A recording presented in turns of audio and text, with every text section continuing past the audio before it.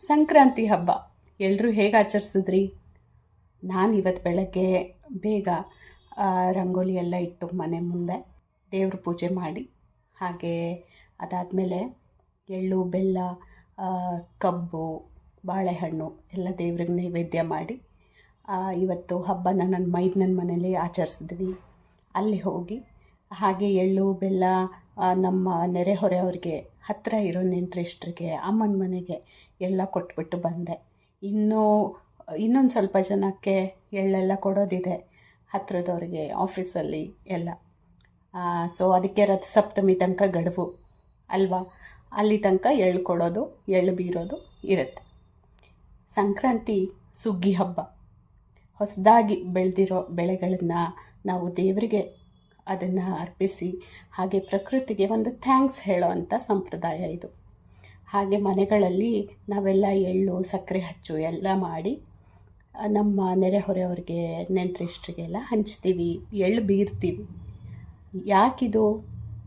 ಏನೇ ನಮ್ಮಲ್ಲಿ ಮನಸ್ತಾಪಗಳಿದ್ರೂ ಬೇಜಾರಿದ್ರೂ ಎಲ್ಲ ಮರೆತು ಎಳ್ಳು ಬೆಲ್ಲ ತಿಂದು ಒಳ್ಳೆ ಮಾತಾಡೋಣ ಅಂತ ಹೇಳಿ ಒಂದು ಒಳ್ಳೆ ಮೆಸೇಜ್ ಕೊಡೋ ಅಂಥ ಹಬ್ಬ ಇದು.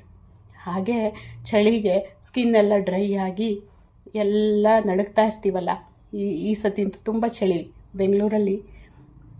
ಹಾಗಾಗಿ ಎಲ್ಲ ಎಣ್ಣೆ ಅಂಶ ಇರೋವಂಥ ಎಳ್ಳು, ಕಡಲೆ ಬೀಜ, ಕಡಲೆ, ಕೊಬ್ಬರಿ ಎಲ್ಲ ಆರೋಗ್ಯಕ್ಕೆ ಒಳ್ಳೆ ಒಂದು ಪೌಷ್ಟಿಕಾಂಶ ಕೊಡುವಂಥ ಪದಾರ್ಥಗಳನ್ನು ಸೇರಿಸಿ ಮಾಡಿರ್ತಾರೆ.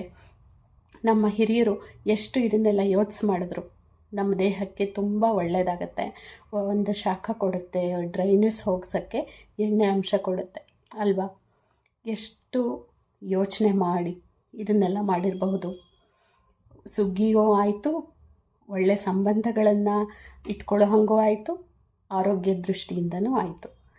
ನೀವೆಲ್ಲ ಎಳ್ಳು ಬೀರಿದ್ರಾ? ಯಾರ್ಯಾರಿಗೆ ಬೀರಿದ್ರಿ? ಹಾಗೆ ಸಕ್ಕರೆ ಹಚ್ಚು ಮಾಡ್ತೀರಾ? ಅದಕ್ಕೆ ತುಂಬ ಒಂದು ಕುಶಲತೆ ಬೇಕು. ಅದು ತುಂಬ ಸೂಕ್ಷ್ಮವಾಗಿ ಮಾಡುವಂಥ ಒಂದು ಕಲೆ ಅಂತಲೇ ಹೇಳಬಹುದು. ಅದನ್ನು ನಮ್ಮ ಅಜ್ಜಿಯರಿಂದ, ಅಮ್ಮಂದ್ರಿಂದ ಕಲಿತು ಮುಂದೆ ತೊಗೊಂಡು ಹೋಗೋಣ. ನೀವು ಒಂದು 2-3 ಅಚ್ಚು ಸಕ್ಕರೆ ಹಚ್ಚು ಮಾಡಿದ್ರೂ ಸಾಕು, ಬಟ್ ಆ ಟ್ರೆಡಿಷನ್ನ ಮುಂದೆ ತೊಗೊಂಡು ಹೋಗೋಣ ಅಂತ ನನಗನ್ಸುತ್ತೆ. ನಿಮಗೇನನ್ಸುತ್ತೆ? ಎಳ್ಳು ಬೆಲ್ಲ ತಿಂದು ಒಳ್ಳೆ ಮಾತಾಡಿ.